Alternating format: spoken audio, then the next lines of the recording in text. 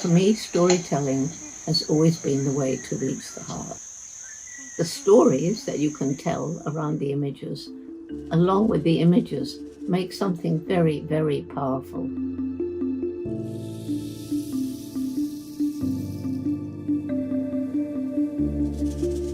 Science and technologies, especially satellite imagery, are absolutely essential because people's livelihoods, natural resources, and biodiversity are connected to each other.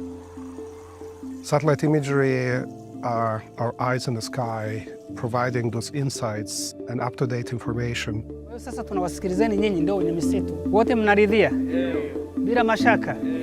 Kizenga oye!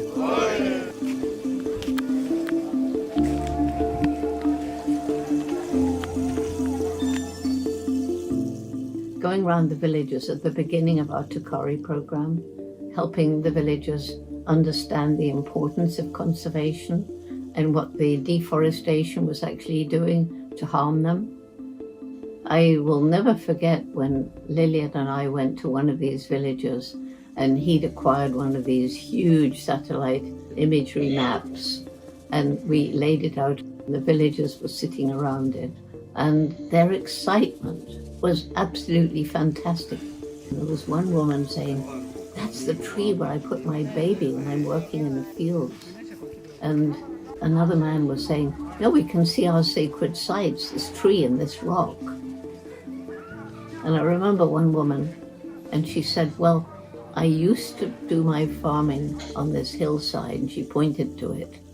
And she said, "But then all the trees went away, and there was this terrible landslide which showed on the map you could see where the mud had slid down and there was no vegetation left on either side." So she said, "Now I understand.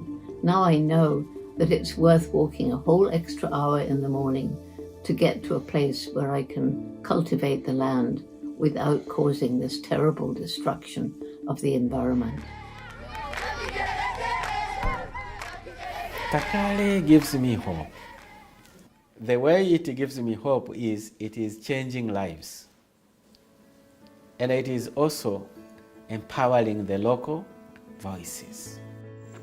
You find there are people, they call themselves like forest guardians, friends of forest. There are people who are becoming, tree planting groups. More than 80% of biodiversity are in the hands of indigenous people and local communities across the world. In Africa, on average, more than 65% land tenure is in the hands of local communities. So if we want to achieve conservation impact and address the climate change, we have to work with local communities and not only engage them, but empowers them to own and drive decision-making in their landscapes. Well, the Kari approach began when I flew over the Gombe area. I flew over an area which in 1960 was part of the equatorial forest belt that stretched right across equatorial Africa to the west coast.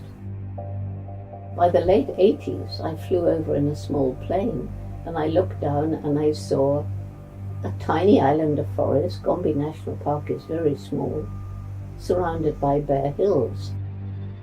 As you know, I spent many, many years studying chimpanzees. When I began, there was probably between 1 and 2, and I'd say closer to 2 million. And today, 100,000 to 300 and a bit thousand is all that's left. Many of them are in fragmented environments, isolated genetically, and have little chance of survival. So they are highly endangered. And if we don't take action, then they will become extinct.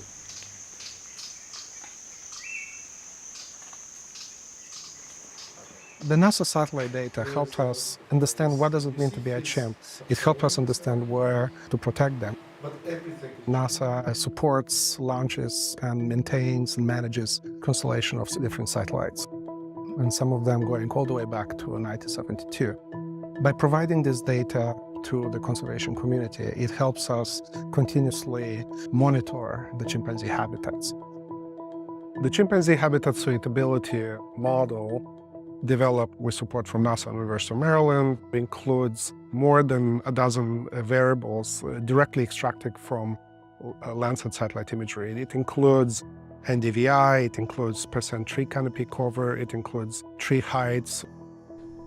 Using conservation standards approach and dashboards, we take these models and turn them into habitat health indicators, into actionable information people on the ground can actually work with.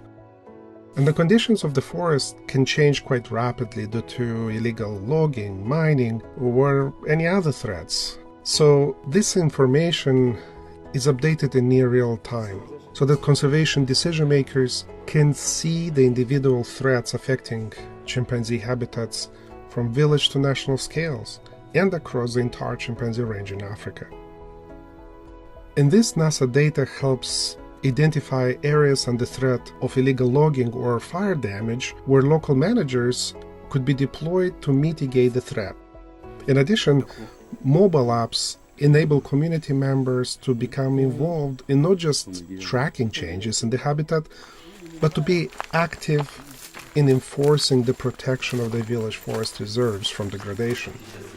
Community leaders have even used this data to inform their village land use planning, voluntarily moving farms away from areas where forest restoration would lead to the greatest gain for watersheds and people.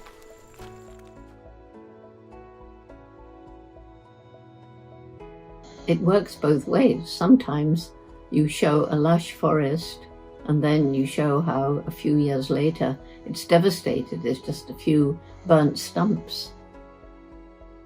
But on the other hand, there are other images which show you a devastated landscape, and then 5 years later, trees coming back, regeneration, new hope, new life. So the stories that you can tell around the images, along with the images, make something very, very powerful.